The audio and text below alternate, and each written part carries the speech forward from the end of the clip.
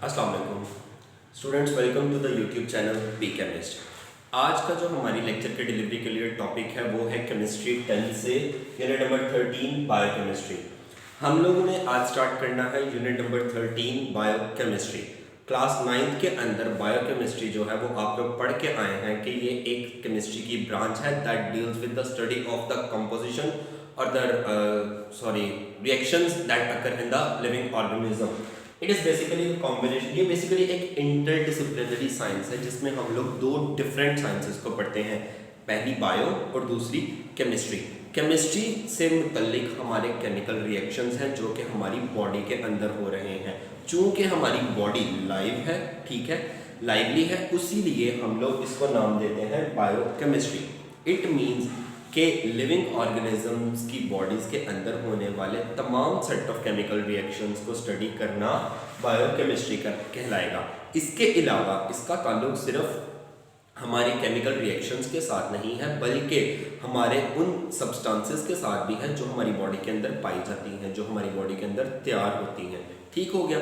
अब हमारी बॉडी के अंदर मेटाबॉलिज्म के नतीजे में बहुत से जो सब्सटेंसेस हैं टूटती हैं और बहुत से मैक्रोमोलिक्यूल्स बनते हैं, जैसे कार्बोहाइड्रेट्स, प्रोटीन्स, लिपिड्स, वाइटामिन, फिर न्यूक्लिक एसिड्स वगैरह। ऑलमोस्ट ये तमाम चीज़ें जो है वो हम लोग स्टडी करेंगे बायो केमिस्ट्री के अंदर। कार्बोहाइड्रेट्स जो है वो हमारे पास इंपॉर्टेंट सोर्स ऑफ फूड है, ठीक है, और उसके अलावा एनर्जी प्रोवाइडिंग है मटेरियल, जिस और मैक्सिमम हमारी डेली की जो एक्टिविटीज़ में एनर्जी कंज्यूम होती है वो हम लोग कार्बोहाइड्रेट से लेते हैं। इसके अलावा प्रोटीन्स जो है वो भी हमारी बॉडी का एक असेंशियल कंपोनेंट है। क्योंकि हमारी बॉडी का most of the living matter जो होता है वो प्रोटीन से मिलकर बनता है। लिपिड्स जो ऑयल और फैट्स होते हैं जिनको हम लोग अपनी बॉडी के अंदर स्टोर कर लेते हैं और हम लोग मैक्सिमम टाइम के लिए एनर्जी को यूटिलाइज कर लेते हैं। जैसे कि अगर हम लोग डेली पराठा खा रहे हैं तो इट मीन्स कि हम लोगों को भूख जो है वो देर बाद ही लगेगी कि हम लोगों ने डेली का जो सुबह का पराठा है वो खाया हुआ है, हमारी बॉडी के अंदर फैट्स है, एनर्जी स्टोर हुई हुई है, जो कि हम लोग अपनी लाइफ के फर्दर डेली रूटीन के एक्टिविटीज़ के लिए उसी एनर्जी को यूज़ कर सकते हैं। इसके अलावा वाइटामिन हमारे असेसरी ग्रोथ फैक्टर्स हैं, ये नेसेसरी नहीं है बल्कि असेसरी हैं। इट मीन्स कि हमारी बॉडी के मेटाबॉलिज्म के अंदर और हमारी बॉडी को ग्रो करने में असिस्ट करते हैं। ठीक हो गया। उसके बाद बारी आती है न्यूक्लिक एसिड्स की। तो न्यूक्लिक एसिड्स हम लोग कहते हैं डीएनए और आरएनए को, यानी ऐसे मटेरियल जो कि जेनेटिक इंफॉर्मेशन को जनरेशन टू जनरेशन प्रोसीड करवाते हैं, उनको हम लोग न्यूक्लिक एसिड्स कहते हैं। और ये तमाम चीज़ें हम लोग पढ़ेंगे बायोकेमिस्ट्री के अंदर।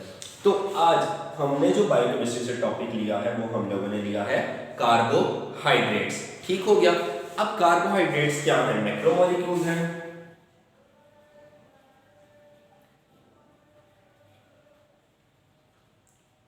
Macromolecules of poly, hydro, oxy, aldehydes and ketones। ठीक हो गया। अब प्रॉब्लम पहले आती है इस चीज को समझते हुए कि एल्डिहाइड्स और कीटोन्स क्या हैं। तो हम लोगों का एक यूनिट है ऑर्गेनिक केमिस्ट्री। अगर आप अपनी केमिस्ट्री का पेज नंबर 68 खोलें तो आप लोगों को एक टॉपिक मिलेगा फंक्शनल ग्रुप का।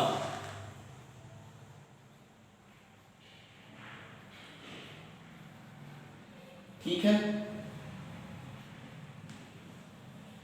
अब एटम और group of atom responsible for characteristic properties। ठीक हो गया। यानी हमारे पास कोई भी एक कंपाउंड है, मिसाल के तौर पे मैं ले लेता हूं, मेरे पास एक कंपाउंड है मिथाइलेटेड स्पिरिट, ठीक है, जिसका फॉर्मूला है CH3OH। ठीक हो गया। अब OH जो है वो एक फंक्शनल ग्रुप है। ठीक हो गया। क्यों? क्योंकि ये एटम और एटम्स का ग्रुप है जो कि ये मिथाइल ग्रुप है। कहता है एटम और एटम का ऐसा ग्रुप जो पूरी सब्सटेंस की कैरेक्टरिस्टिक्स के लिए रिस्पॉन्सिबल हो, उसको हम लोग क्या कहते हैं?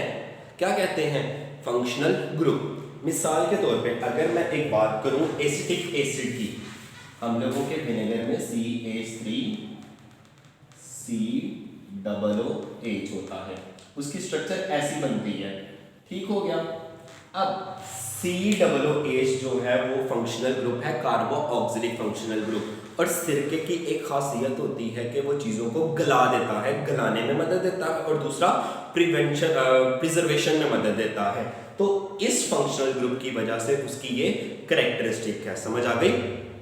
इट मीन्स के ऐसा फंक्शनल ग्रुप या ऐसा एटम्स का ग्रुप जो किसी भी कंपाउंड की कैरेक्टरिस्टिक प्रॉपर्टीज के लिए रिस्पॉन्सिबल होता है, उसको हम लोग फंक्शनल ग्रुप कहते हैं। जैसे हाइड्रोक्सिल ग्रुप मैंने बताया, और विनेगर, क्योंकि ये हमारी कॉमन एग्जांपल थी सिरके की, जिसका फॉर्मूला है CH3COOH। इसके अंदर एसिटिक एसिड होता है, और COOH जो है वो कार्बो ऑक्सिलिक एसिड है, एक फंक्शनल ग्रुप है।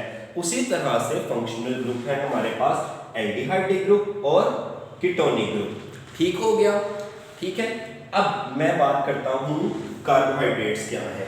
अगर आप लोग देखें तो आप लोग की बुक के ऊपर CHO2 3 4 5 6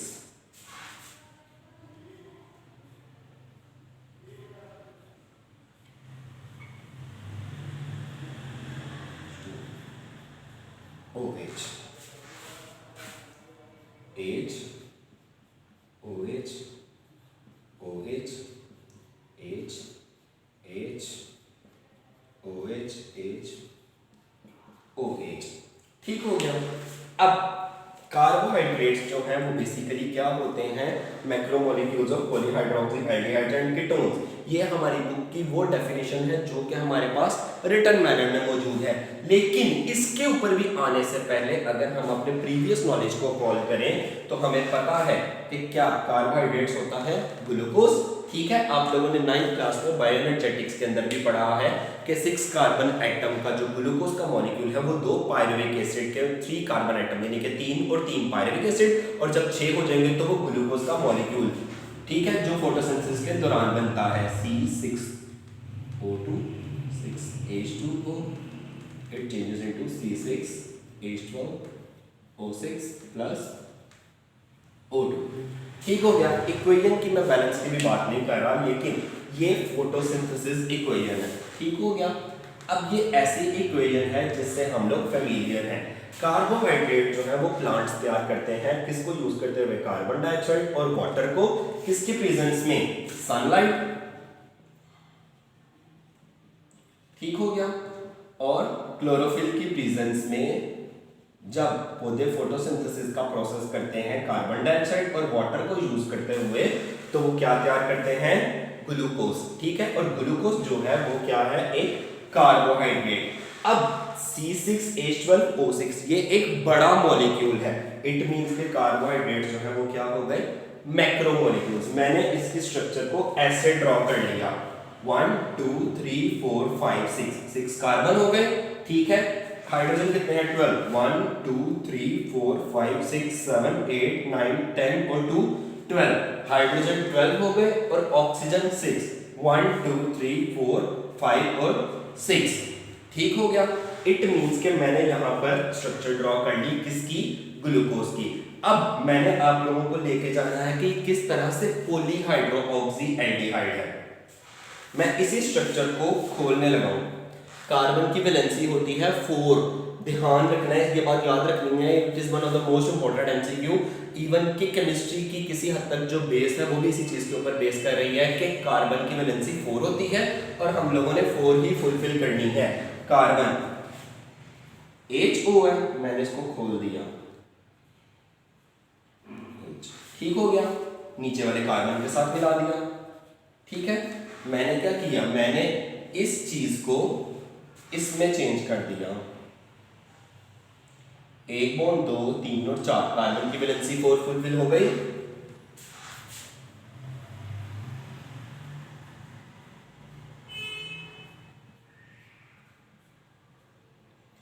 पांच 6 H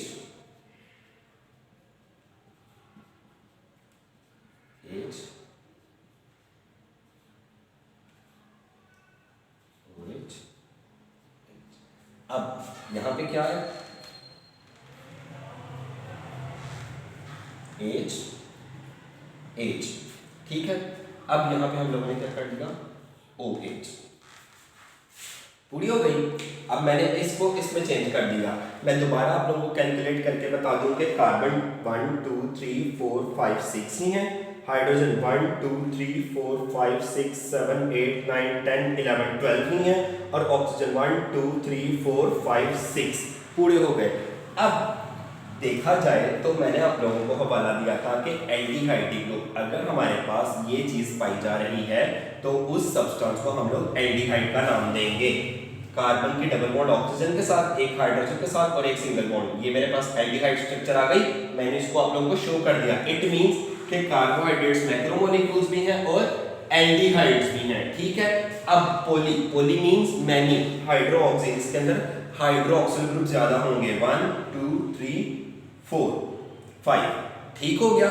इट मीन के carbohydrates are the macromolecules of polyhydroxy aldehydes.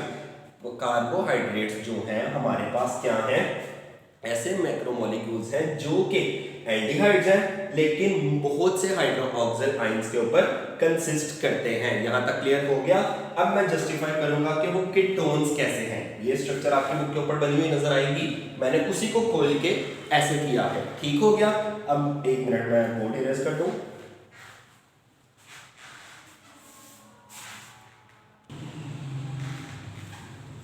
तो ये देखिएगा, अब यहां पर ये क्या है, फ्रुक्टोज की आप लोगों को बनी होगी स्ट्रक्चर, ये ग्लूकोज की थी और ये फ्रक्टोज की। फॉर्मूलाज दोनों के सेम है, C6H12O6, लेकिन चेंज जो है वो सिर्फ स्ट्रक्चर का है। अब कीटोनिक ग्रुप के लिए कार्बन की डबल बॉन्ड हो जाती है ऑक्सीजन के साथ और ये निकल आता है डबल बॉन्ड जो ऑक्सीजन के साथ, और एक सिंगल बॉन्ड अलग निकल आती है। यहाँ पे भी कार्बन की वजह से फुलफिल हो गई। इट मींस कि ये कीटोन हो गया। Glucose is an example of polyhydroxy aldehyde, लेकिन fructose is an example of polyhydroxy ketones, ठीक हो गया। ये हमारा फंक्शनल ग्रुप कीटो ग्रुप का है और ये वाला हमारा फंक्शनल ग्रुप एल्डिहाइड ग्रुप का है, ठीक है। अगरचे क्वांटिटी हम लोगों की नंबर ऑफ एटम्स जो है वो दोनों में सेम है, लेकिन स्ट्रक्चर डिफरेंट है, जिसकी वजह से हम लोगों ने चीज का नाम ही बदल दिया है। अगर नाम बदल दिया तो ऑटोमेटिकली फंक्शनल ग्रुप के डिफरेंट होने की वजह से इनकी कैरेक्टरिस्टिक्स भी डिफरेंट ही होंगी, ठीक है। अब मैं आप लोगों को लेके चलता हूं कि कार्बोहाइड्रेट्स जो है वो ऐसे मैक्रोमोलेक्यूल्स हैं जो कि या तो एल्डिहाइड्स हैं या कीटोन्स हैं, लेकिन उनके अंदर हाइड्रोक्सिल ग्रुप जो है वो बहुत ज्यादा पाए जाते हैं। कार्बोहाइड्रेट्स जो है उनका जनरल फॉर्मूला है CnH2O(N). N जो होगा वो हमारा नंबर ऑफ कार्बन एटम होगा। लाइक मैं अगर किसी को यूज करूं, कार्बन 6 को यूज कर लूं तो H2O into 6, ठीक हो गया। तो C6 6 2 12 O6 हमारे पास कार्बोहाइड्रेट आ जाएगा, ठीक हो गया स्टूडेंट्स। अब carbohydrates are the macromolecules of polyhydroxy aldehydes and ketones और उनके जनरल फॉर्मूला है CnH2O और N। अब वो प्रिपेयर कैसे किए जा सकते हैं, ठीक है। अब प्रिपेयर करने का तरीका ये है कि प्लांट्स जो हैं वो कार्बन डाइऑक्साइड और वाटर को यूज करते हैं in the presence of sunlight and chlorophyll, और वो क्या तैयार करते हैं, ग्लूकोज तैयार करते हैं, ठीक है। ग्लूकोज जो है that is the important carbohydrate, ठीक है। अब कार्बोहाइड्रेट्स जो होते हैं उनकी बेसिकली 3 टाइप्स होती हैं। स्पेस नहीं है, चलिए बारी बारी हम डिस्कस कर लेते हैं। मोनोसैकेराइड,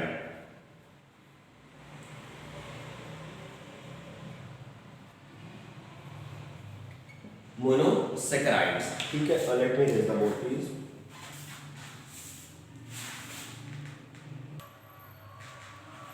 तो हम लोग बात कर रहे थे कि कार्बोहाइड्रेट्स जो होते हैं वो बेसिकली 3 टाइप्स के होते हैं, मोनोसैकेराइड्स,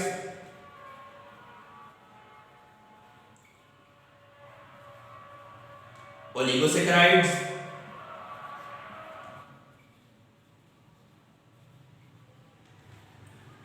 और पॉलीसैकेराइड्स, ठीक हो गया। अब बात आती है, हम लोग स्टार्ट करेंगे सबसे पहले मोनोसैकेराइड्स की। एक चीज मैं आपको बताता चलूं कि कहते हैं कार्बोहाइड्रेट जब पॉलीमराइज होते हैं तो वो स्टार्च और सेलुलोज में चेंज हो जाते हैं। स्टार्च क्या होती है? वेरी इंपॉर्टेंट एमसीक्यू है कि जब ग्लूकोज कार्बोहाइड्रेट्स पॉलीमराइज होते हैं तो वो किन चीजों में चेंज होते हैं? स्टार्च और सेलुलोज के अंदर। सेलुलोज तो हमें पता है कि क्या होती है, कि प्लांट की जो सेल वॉल होती है वो सेलुलोज से मिलकर बनती है। और स्टार्च क्या है? जब भी हम लोग घरों में सफ़ेद चावल बॉईल करते हैं तो जब उनको छाना जाता है, स्टीम किया जाता है, तो पानी और पानी के ऊपर ही व्हाइट सा मटेरियल जो है वो हम लोग बहा देते हैं, वो पूरी की पूरी स्टार्च होती है। ठीक हो गया, जिसे चावलों की पिच कहते हैं। अब बारी आती है मोनोसैकेराइड्स।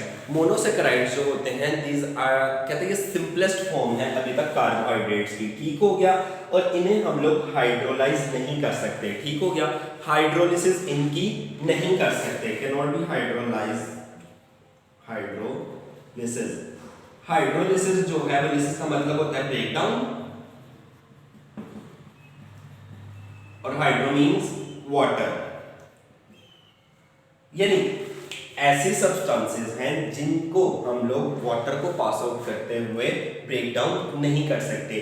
कहता है इनके अंदर जो है वो 3 to 9 यूनिट्स कार्बन के पाए जाते हैं। या तो इनके अंदर 3 कार्बन एटम होंगे, या तो 9 तक जाएंगे, 3 4 5 6 7 8 9 तक जाएंगे। जैसे मैंने आप लोगों को ग्लूकोज की एग्जांपल दी कि ग्लूकोज के अंदर 6 कार्बन एटम मौजूद थे, तो वो मोनोसैकेराइड था। ठीक हो गया, जिस कार्बन एटम जिस कंपाउंड के अंदर या जिस कार्बोहाइड्रेट के अंदर 3 कार्बन एटम होंगे उसको हम लोग नाम देंगे ट्राइओसिस का।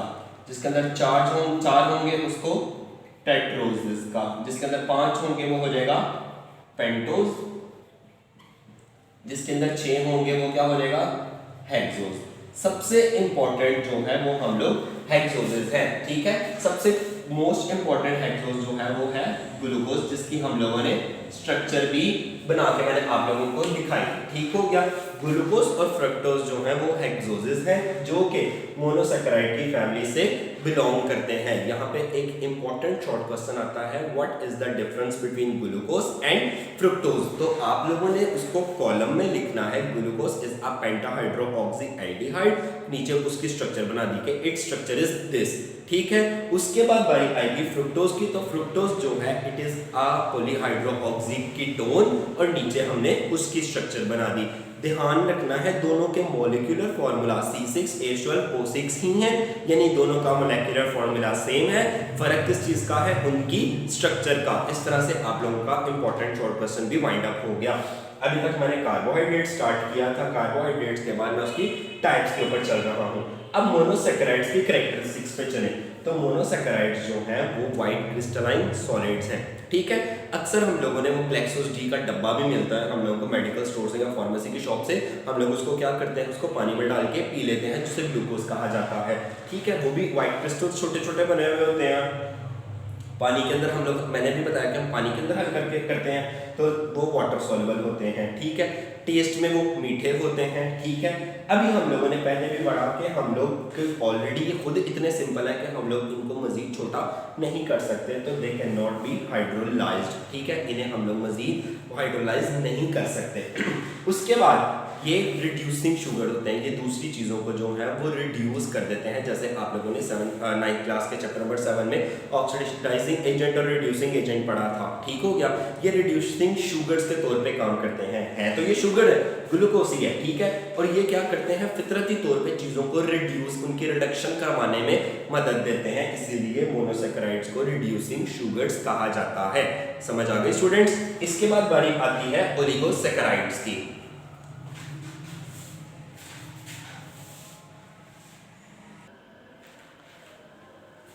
तो हम लोग बात कर रहे थे ओलिगोसैकेराइड्स की। अब हमारे पास कार्बोहाइड्रेट्स की जो दूसरी क्लास है वो है ओलिगोसैकेराइड्स।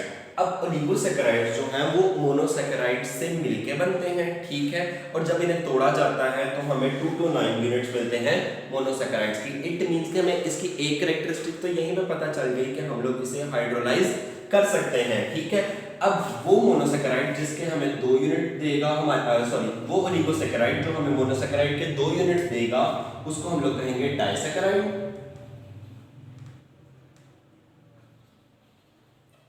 ठीक है, जो 3 देगा वो होगा ट्राइसैकेराइड एंड ऑनवर्ड्स फिर एज इट इज टेट्रासैकेराइड और पेंटासैकेराइड चलते जाएंगे।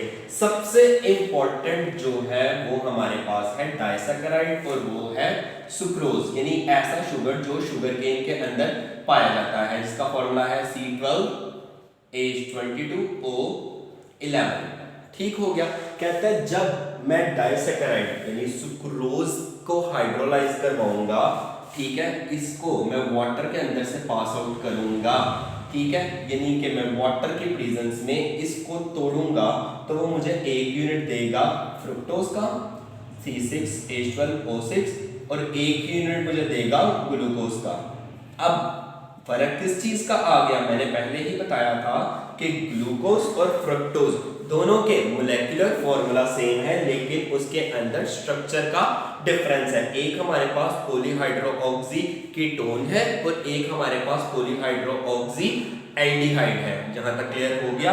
उसके बाद स्टूडेंट्स ये मोस्ट इंपॉर्टेंट शॉर्ट क्वेश्चन है कि give the hydrolysis of disaccharide, और एक और इंपॉर्टेंट एमसीक्यू है what is the most important oligosaccharide, और वो है सुक्रोज C12H22O11।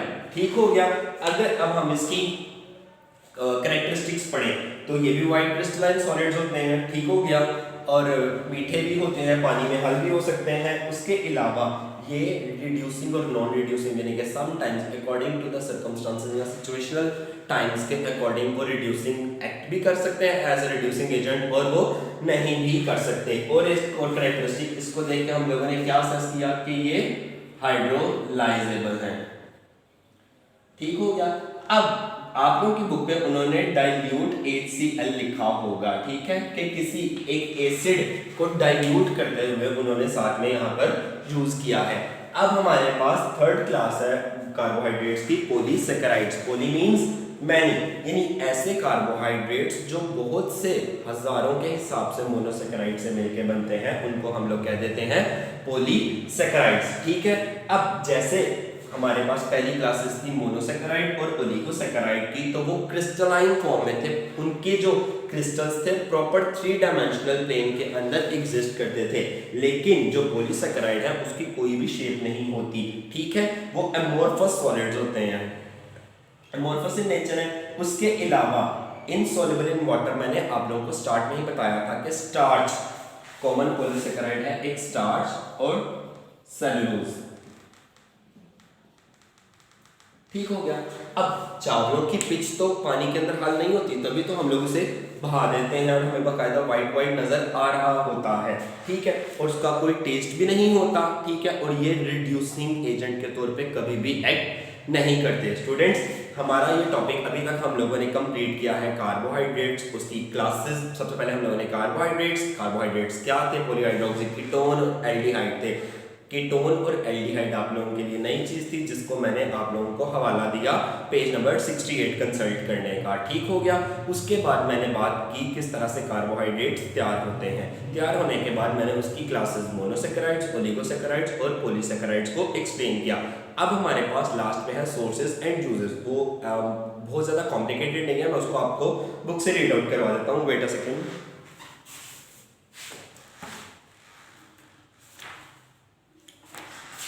जी, तो हमारे पास है sources and uses of carbohydrates.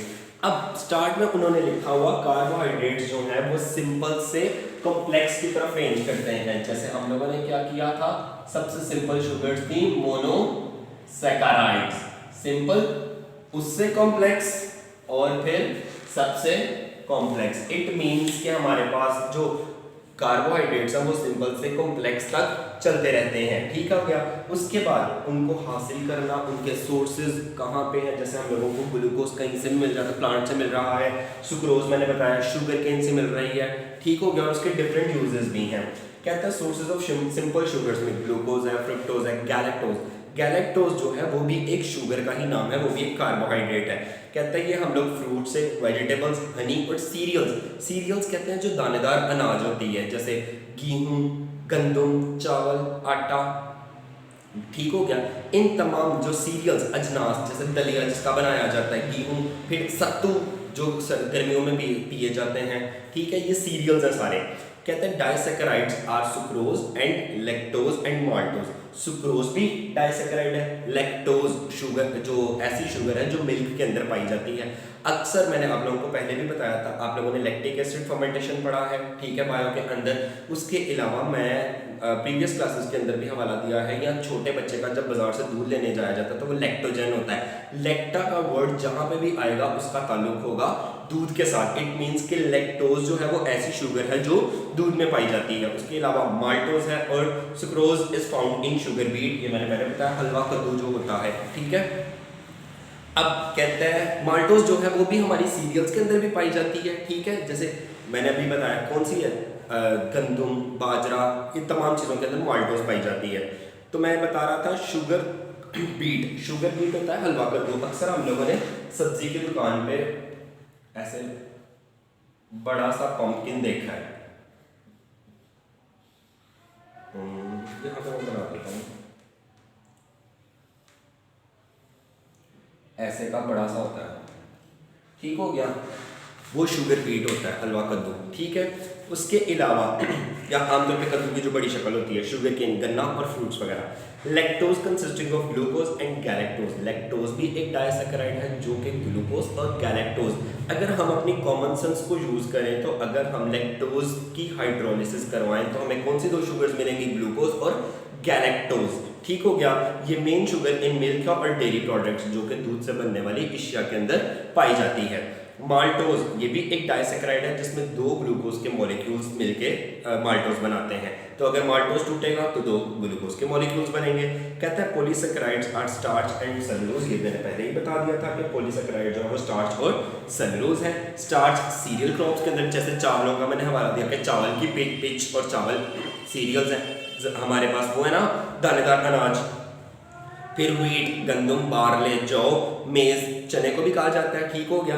Rice जो हमारे चावल होते हैं। Cotton is a pure cellulose. अक्सर आप लोगों ने यूरिया की कभी टीवी के ऊपर ऐड देखी हो तो वो फसलों के ऊपर ना उन्होंने ना ऐसे कपास लगी हुई होती है वाइट से कलर की, तो वो प्योर की प्योर प्लांट जो सेलुलोज होती है वो सेलुलोज की बनी होती है। तो वो सेलुलोज इधर ही आके इकट्ठा हो जाता है और कॉटन बनाता है, जिसको बाद में हम लोग फैब्रिक बनाने के लिए भी यूज करते हैं। अब बारी आती है उसके यूजेस की। कहता है our body uses carbohydrates in the form of glucose. हमारी जो बॉडी है वो ज्यादातर ग्लूकोज C6H12O6 की फॉर्म में ही जो कार्बोहाइड्रेट्स है उसको यूज करती है। Glucose is the only form of carbohydrate that is used directly by muscles for energy. हमारे मसल्स जो हैं वो डायरेक्ट, हम लोगों ने पहले भी एरोबिक रेस्पिरेशन के अंदर पढ़ा था कि कार्बन और हाइड्रोजन बॉन्ड जो है वो टूटती है और उसी से जो एनर्जी रिलीज होती है ATP, उसको हम लोग अपने मसल या डेली लाइफ की एक्टिविटीज़ के लिए यूज़ करते हैं। कहते हैं ये भी ध्यान में रखना चाहिए कि ब्रेन के लिए ग्लूकोज ही वाहिद है जो एनर्जी की सोर्स है। ब्रेन जो है वो लिपिड वाली एनर्जी को यूज़ नहीं करता। क्यों? क्योंकि वो ऑयली प्रोडक्ट्स होती हैं जैसे फैट्स और ऑयल, तो वो हमारे ब्रेन के जो नर्व सेल्स होते हैं उनको खदशा होता है, ठीक है, उनके अंदर फैट्स की लेयर जम जाती है because it can not use, आगे वो बता दिया। उसके बाद besides the energy providing material carbohydrates के ये भी यूजेस हैं। They regulate the amount of sugar level in our body. ये हमारी बॉडी के अंदर शुगर लेवल को मेंटेन करते हैं। अगर हमारी बॉडी के अंदर शुगर लेवल कम हो जाएगा तो हाइपोग्लाइसीमिया एक बीमारी होती है, वो होने के चांसेस हैं, जिसमें हम लोग शुगर बैलेंस करने में ही रहते हैं, यानी कि ग्लूकागोन के फिर इंजेक्शन दिए जाते हैं जो कि एक हार्मोन है। कहते हैं उसके बाद they provide essential nutrients of bacteria in intestinal tract that helps in digestion. आप लोगों ने 9th क्लास की बायो के अंदर पढ़ा था कि लार्ज इंटेस्टाइन में के विटामिन आई थिंक कॉलन के अंदर एक बैक्टीरिया रहता है जो कि डाइजेशन में मदद देता है। उस बैक्टीरिया को न्यूट्रिएंट्स फर्दर प्रोवाइड करते हैं ये कार्बोहाइड्रेट्स, ठीक हो गया। डाइटरी फाइबर्स जो हम लोगों के उसके छिलके होते हैं, क्या उसको बोलते हैं, सेब का जो छिलका है, एप्पल का जो छिलका है, आप लोगों ने डाइटरी फाइबर्स वैसे भी पढ़ा है। ग्रीन लीफ वेजिटेबल्स के अंदर होता है, कैरेट्स के अंदर होते हैं। कहते हैं वो हमारी जो बाउल फंक्शनिंग होती है, हमारी पेट की जो आंत होती है, जब डाइजेशन कर रही होती है तो उसकी जो काम करना, उसका फंक्शन है उसको प्रॉपर करवाती है। कहते हैं फिर fibre helps in lowering of cholesterol level, कहता है ये क्या करते हैं, हमारा जो कोलेस्ट्रॉल लेवल होता है उसको रिड्यूस करने में मदद देते हैं और हमारे ब्लड प्रेशर को भी मेंटेन रखते हैं। इसके अलावा हमारे मसल्स थक ना जाए, हमें खलियां ना पड़ जाए, कार्बोहाइड्रेट्स हमारे मसल्स को इससे भी प्रोटेक्ट करते हैं। सो स्टूडेंट्स, आप लोगों ने इस लेक्चर को अच्छे तरीके से सुनना है, समझना है, and I hope you have gotten whatever I have spoken to. So stay tuned and subscribe the channel Be Chemist if you have not subscribed. Thank you so much. Allah Hafiz.